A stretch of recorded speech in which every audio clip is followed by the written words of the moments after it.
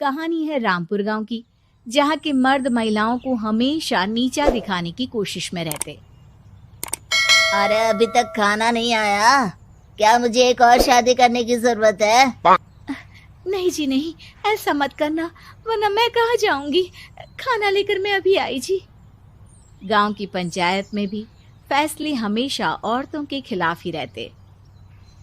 मैं जो फैसला सुनाता हूँ वो भगवान की आज्ञा होती है। इस लड़के ने अपने मन से शादी करके अच्छा नहीं किया। लड़के को घर भेज दो और इसकी शादी इसकी जाति की किसी लड़के से करवा दो, लेकिन ये लड़की, इसे तो गांव के बाहर निकाल दो। नहीं नहीं जमींदार साहब, ये क्या बोल रहे हैं? ऐसा नहीं हो सकता। मेरी बेटी मासूम है, इसे अच्छे बुरे की समझ नहीं है। अरे कहाँ जाएगी ये बेचारी? कहाँ जाएगी? इतनी चिंता है तो पूरे परिवार का गांव निकाला कर देते हैं। बेचारे पूरे बसे बसाए परिवार को गांव छोड़ना पड़ता है। चाहे जो हो, अगर बेटियों को कंट्रोल नहीं कर सकते तो गांव में रहने का कोई मतलब नहीं है। यहाँ औरतों को दब कर रहना होगा। कोई भी अपने हिसाब से कुछ नहीं कर सकता, सब ईश्वर की मर्जी से ही होगा। तभी गांव का एक आदमी दौड़ा दौड़ा आता है। सरपंच साहब, जमींदार साहब, वो कालिया है ना, उसकी बेटी पढ़ने के लिए शहर जा रही है। अच्छा, ये कब हो गया? और कालिया की हिम्मत कैसे हो गई ऐसा करने की? लेकर आओ उसे और उसकी बेटी को। बस फिर क्या था, हाजिर हो जाते हैं कालिया और उसकी बेटी सरपंच के सामने। और कालिया, ये क्या सुनने में आ रहा है? बेटी को इंजीनियर बना रहा है तू? और ये बता, गांव में तो स्कूल नहीं है, फिर कहां से इतनी क्लास पास कर गई तेरी बेटी? राधा, जो कि कालिया की बेटी है, उसे लगता है कि सरपंच उसकी तारीफ कर रहे हैं। सरपंच जी, मैंने ऑनलाइन पढ़ाई की है, डिस्टेंस लर्निंग से। सभी में मैंने अच्छे नंबर पाए हैं, जिसे देखते हुए शहर की इंजीनियरिंग कॉलेज में मुझे स्कॉलरशिप मिली है। वाह जी वाह, क्या होती है ये?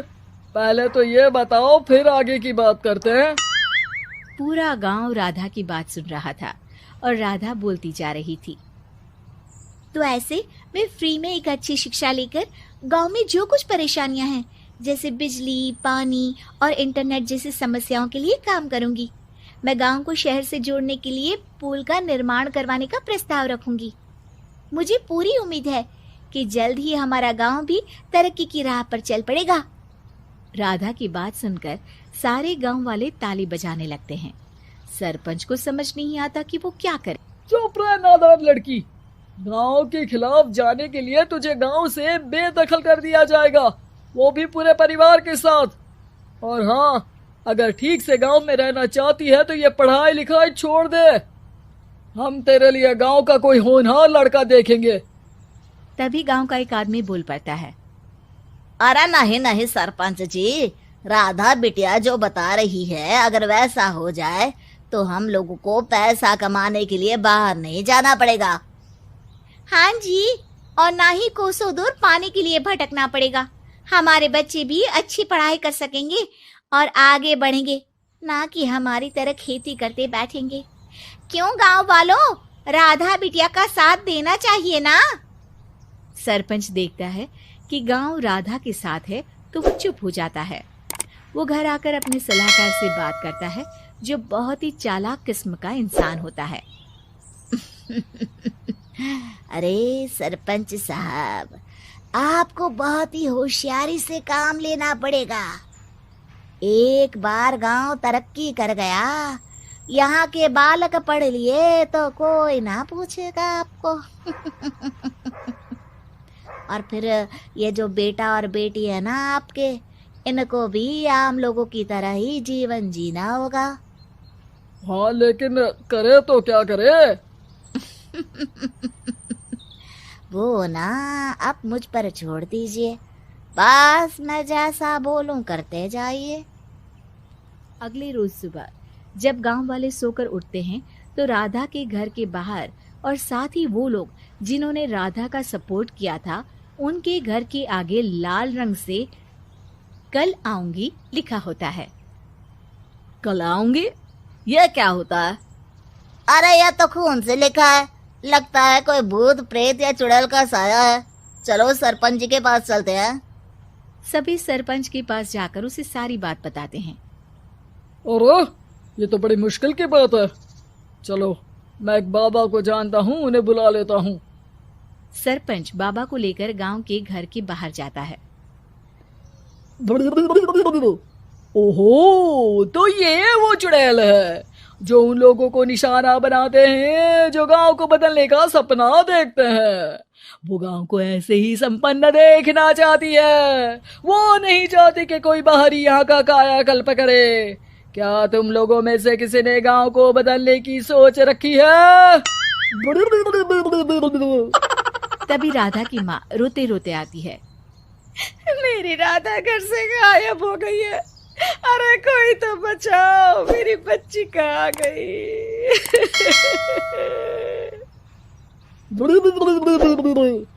ले गई वो चुड़ैल, तेरी बच्ची को ले गई। अब वो उसे श्रापित करके छोड़ेगी, उस पर चुड़ैल का साया हो जाएगा। तभी बुरी सी हालत में राधा भी वहां आ जाती है। उसके बाल चुड़ैल की तरह फैले होते हैं और कपड़ों में खून लगा होता है। सभी राधा को देखकर डर जाते हैं। माँ, पता नहीं मुझे कौन उठा कर ले गया था। अरे दूर दूर हो जा चुड़ैल, अब हम लोग इस गांव में नहीं रुकेंगे। अरे कैसी बातें कर रहे हैं आप? कल तो आप मेरे भरोसे गांव का हुलिया बदलने, अपने बच्चों को पढ़ाने और तरक्की उन्नति की बात कर रहे थे, तो आज क्या हो गया आपको? ये फिर तुम लोगों को बहकाएगी।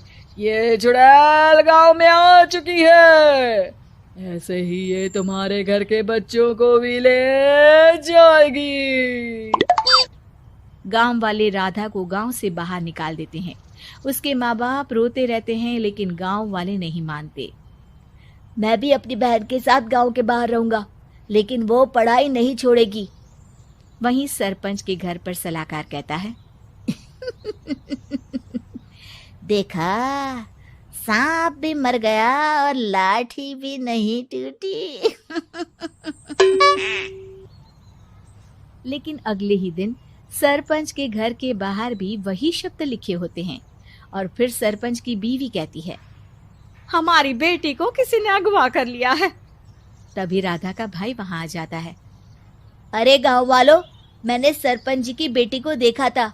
वो चुड़ैल उसे उठाकर ले जा रही थी। अरे क्या मजाक कर रहे हो? नहीं नहीं सरपंच जी, आप नहीं जानते। वो चुड़ैल अब आपकी बेटी में आ जाएगी, जैसे राधा के अंदर आ गई थी।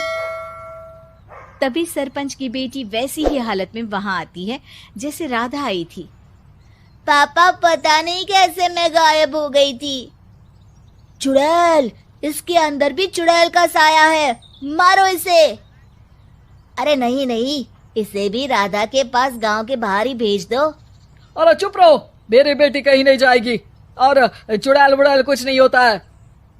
अरे कैसे बात कर रहे हो सरपंच जी? आप तो बोल रहे थे कि आपका फैसला भगवान का ज्ञान होता है, तो अपने पर बात आई तो अब आप ऐसे बोल रहे हैं। अरे ना ना ना, आपको अपनी बेटी को त्यागना ही होगा। अरे बुलाओ बाबा को। राधा का भाई बाबा को ले आता है, जिसे अब गांव वालों के डर के कारण सच बोलना पड़ता है। मैं कोई बाबा नहीं हूँ, मैं तो मोची था। ये सलाहकार महोदय ने मुझे कहा था एक्टिंग करने को। अब वो मुझे पैसे देने वाले हैं। अब मुझे माफ कर दो। गलती हो गई, मुझे माफ कर दो। तभी वहां राधा आ जाती है। देखा सरपंच जी, जब गांव के बच्चे साक्षर होंगे तो आप जैसे लोगों की चालाकी नहीं चलेगी।